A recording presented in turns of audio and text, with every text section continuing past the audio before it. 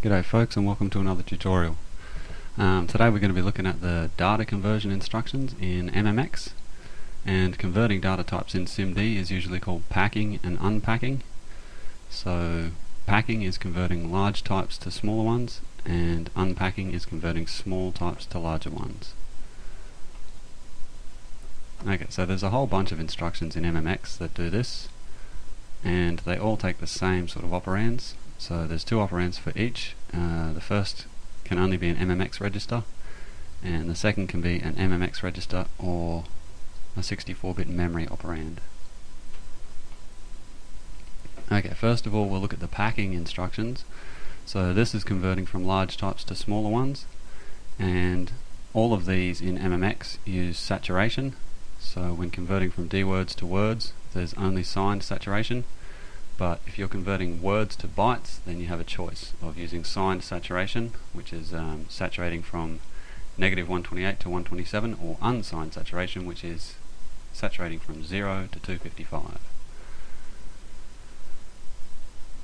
There's the three instructions down there. So we've got pack using signed saturation, double words to words, and this one is pack using signed saturation, words to bytes, and the final one is pack using unsigned saturation, words to bytes.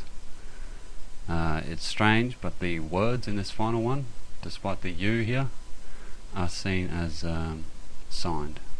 Anyway, we'll get onto that. Okay, this is pretty much the view that you usually get of the way that these instructions work. Yeah, a bunch of arrows showing where the data goes. So the pack instructions are all pretty much the same, and data from both operands is converted from the larger type to the smaller one using saturation, and then they're packed into the answer. So here we've got pack using signed saturation, double words to words. So operand 1 has two D words in it. These are both 32 bits. Likewise, operand 2 has two D words, A and B. This is the low D word over here, the A's, and the high D word is the B's. Alrighty. Okay, so I've drawn up a bunch of animations here because I think it's easier to sort of tell what's going on. So pack using signed saturation, double words to words. The first thing that happens is that the data items are converted. So they were D words, and they've just been chopped now to words. And do note that these are temporary registers, so operand 2 doesn't actually change, only operand 1 changes when we move the answer in. But yeah, let's have a look what happens. There we go. So it's pretty simple really. The two D words from operand 1 are squashed into words using saturation, and then they're moved into the bottom 32 bits of operand 1. And likewise, the two D words from operand 2 are squashed in the same way and moved into the top. Okay, so here's the arrow diagram of pack using signed saturation, words to bytes. Pretty confusing. That's where everything goes. And here is the animated version. So I put in numbers just here just to show the effect of the saturation. This is saturating words to bytes using signed saturation. There we go. So 4 values had to be saturated. They were outside the range. So high values is saturated to 127, and low values are saturated to -128. Okay, so after that conversion has been performed, we get the movement of those data elements into operand 1. Aha! Okay, so that's our final answer there. Alrighty, and the last one, this is a strange instruction. It's strange just because it's got a U there. So the instruction sort of reads pack unsigned words to bytes, but the words here, the A, B, C and D, are seen as signed by the CPU. Okay, so we've put in the same numbers here so that you could go backwards and compare the two answers that we end up with. But this is pretty much what happens. So that's the 8 values after the conversion, and if we move them into their final positions, There we go. So that's the final answer after pack unsigned saturation words to bytes. Okay, now onto the unpacking instructions. There's 6 of these. It's supposedly the opposite operation to packing, but in reality it's not. Intel's pretty clever, and the main idea behind MMX was the greatest flexibility with the fewest amount of instructions. So they've really pulled a bit of a rabbit out of the hat here, and these instructions are what they came up with. Okay, so if you're unpacking, say, bytes to words, and you've got 2 operands, that's 128 bits worth of bytes, and you simply can't unpack that to a single register. So instead of allowing you to unpack everything, you have to choose which half you want to unpack, so the low half or the high half of the 2 operands. Alrighty, let's have a look. So this is the arrow diagram of where things go. They go pretty much all over the shop. Okay, this is an example of packed, unpack, low bytes to words. So pretty much what's happening here is we've got the low 32 bits of operand 1 and the low 32 bits of operand 2, and we've interleaved them. So the 2 A's end up being together. First A is from operand 1, then the A from operand 2, and then the B from operand 1, and the B from operand 2, etc, etc, etc. So there's no data conversion whatsoever. Things are just moved, pretty much.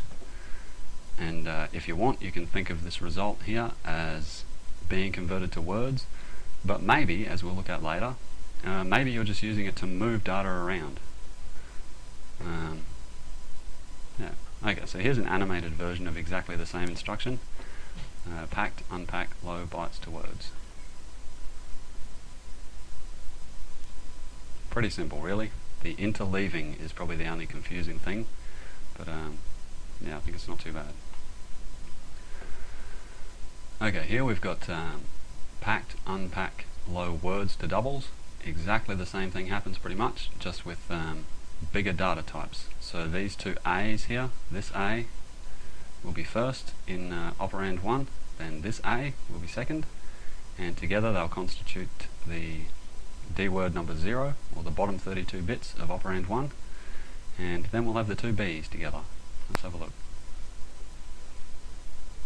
There we go. Easy as that, pretty much. On to the next. Okay, this is packed, unpack, low D words to quad words. So this is going to make a single quad word from the low 32 bits of operand 1 and then the low 32 bits of operand 2. There we go. Okay, so if we go on now, here we've got the remaining 3 unpacking instructions. These are unpacking the high 32 bits. So before we were using A, B, C and D, but the remaining 3 instructions unpack E, F, G and H from operand 1 and operand 2. Let's have a look. Okay, oh yes, I've animated this a little differently just to show the interleaving. So the 2 E's go together, then it chooses the F from op 1, the F from op 2, G from op 1, G from op 2, H from op 1 and H from op 2. So that's interleaving. Nice and easy, really. Yeah. Okay, here we've got the second last instruction. This is unpack high words to doubles, and this time I've animated it a little differently again, just in case this is easier to understand. I don't know, I think they're all pretty simple, but this time we'll move both the data elements from operand 1 and then both from op 2. Let's have a look. Okay, so the C goes there, the D goes at the start of the next D word of op 1, and then we get the 2 elements from op 2. So it's exactly the same. It doesn't really matter how you choose to visualize this interleaving, but yeah, I thought I'd just try a few different animations. And the final instruction that we're looking at today is unpack high D words to quad words. So this is just going to grab these two B's and stick them together in op1. Let's go. There we go, simple as that. Okay, so we're going to look at a few practical examples. Yeah, 3 I've chosen. 0 extending bytes to words is useful. Sign extending words to double words is useful and slightly more complicated. And the final thing that we're going to look at is broadcasting, which is copying the same value to all elements of a register. Alrighty, first example. This is 0 extending low bytes to words, or converting from ASCII to Unicode, as Randall Hyde pointed out. And there's 2 instructions here, P XOR and this packed unpack low bytes to words. And I always use, I think I've mentioned it in the past, but I always use, or I always try to use MM7, MM6 and perhaps MM5 as temporary registers, especially when we come to the next tute and we're looking at comparisons. You really need some temporary space, so it's always good to partition the registers in your mind into temporary registers and registers that you're using in your algorithm. Okay, so we've not looked at P XOR, but it's pretty simple really. It's just packed exclusive OR. So it's XOR for MMX. And we're assuming that there's garbage in MM7, like I said. This is a temporary register, and we don't care what's in the top of MMO. Anyway, so the first instruction has the effect of zeroing everything in MM7, just as we'd expect. And the next instruction does exactly what we want. It's going to 0 extend A, B, C and D for us and store the answer in MMO. Let's see. There we go. So in packed unpack low bytes to words, all it's done is interleaved the values from MMO with the zeros from MM7. It's as simple as that. Okay, so sign extending is a little bit more complicated because we just can't put a value in MM7. What we need in MM7 is the sign bit of MMO. So the values in MMO are either negative or positive, and what we want to do is spread that sign bit across the element in MM7. So I've done that. There's probably a few ways to do this, but I've chosen to use the arithmetic right shift, and that's these first 2 instructions here. Once again, I'm using MM7 as a temporary register, but you can use whichever one you have free. And all I've done pretty much is copied the values from, well, let's have a look. Alright, so the first thing that we do is copy the values from MMO to MM7. Gets negative 102, 42, 12 and negative 5. And the next instruction, packed shift right arithmetic words, MM7 and 15. All that this does is grab the sign bit, which as we know is the 15th bit of MMO, and it shifts it across the whole element in MM7. So these aren't actually going to be negatives or pluses. Of course they're going to be you know, ones or zeros. So if they're ones, then the whole number is negative. If they're zeros, then the whole number is positive. I've just put minus and plus here because whatever. Alright, so the next instruction is probably what we're really interested in. This is where we interleave the negative 5 with this negative right here, and this 12 with this plus right here. Okay, if I just hit, there we go, that's what we end up with pretty much. So they've now effectively been sign extended.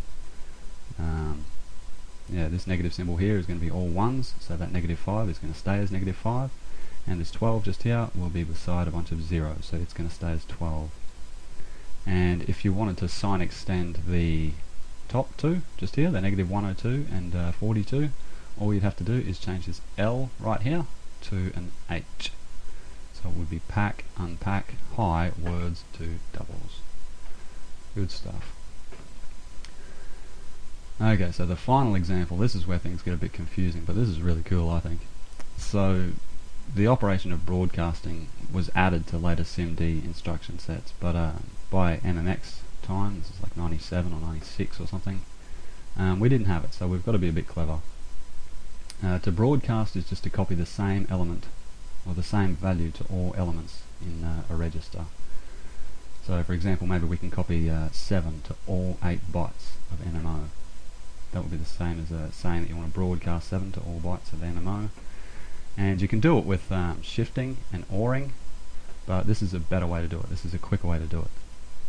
So it might seem as though packing and unpacking instructions don't quite do what we're after, but they do. And the trick is just using the same register as op1 and op2. Strange, but let's have a look how it works. Okay, so I'm going to use, or what I want to do here is broadcast A, the character A, 65 I think it is, to all 8 bytes of MMO. Alrighty, so we need an x86 register free for this. I've chosen RAX or EAX, and the reason why we need that is because you can't move an immediate value into an MMX register. Like this line just here couldn't be MOV-D MMO A. That wouldn't work. MOV-D takes an x86 register as a parameter. Yeah, alright, let's start stepping through. Okay, so the first instruction is pretty easy really. We just move an A into AL.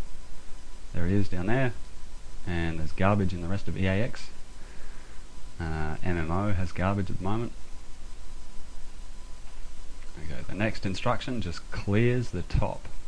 So we've got to make sure that those 3 bytes at the top of EAX are all 0. Otherwise there's trouble when we saturate. So that's all that instruction does.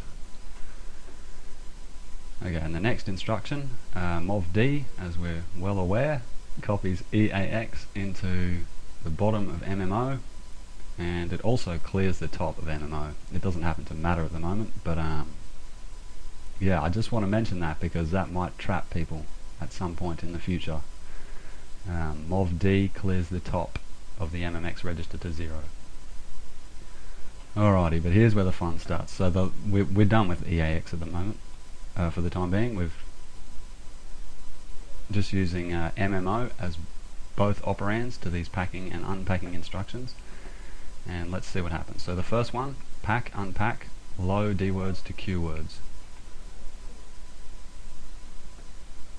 There we go, that's what that does. So if you use the same register for both operands of pack, load, DQ, what you're really doing is copying the bottom of an MMX register to the top. Okay, so we end up with A000, A000. We've copied the bottom 32 bits to the top. If you need to copy the top 32 bits to the bottom, then it's pack, unpack, H, DQ. That's going to achieve exactly that.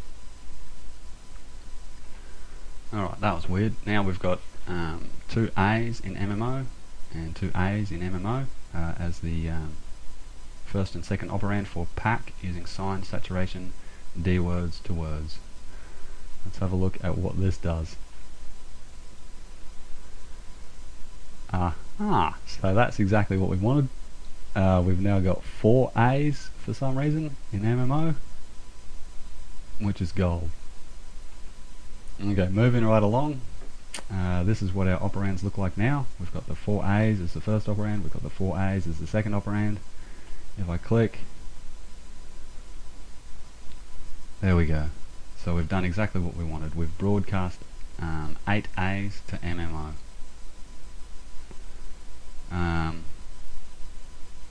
Yeah, so if you were just broadcasting words, then you could stop at this second instruction here, or the second from last instruction. If you were just broadcasting D words, then you could stop at this one. Alrighty, so that's about all of the examples that I wanted to go through for packing and unpacking. I just want to mention, yeah, this is something that I do. It's impossible to remember all of these tricks. So the sequences that we just went through, particularly for the complicated ones, the sign extending and the broadcasting, There's really no point in trying to remember those sequences of instructions, and what I like to do is just set up a text file called tricks.txt or something like that, and put all of these little tricks in there, organize it so I can find them easily, and yeah, don't bother remembering them. Okay, well that's about it, so thank you for listening. See ya.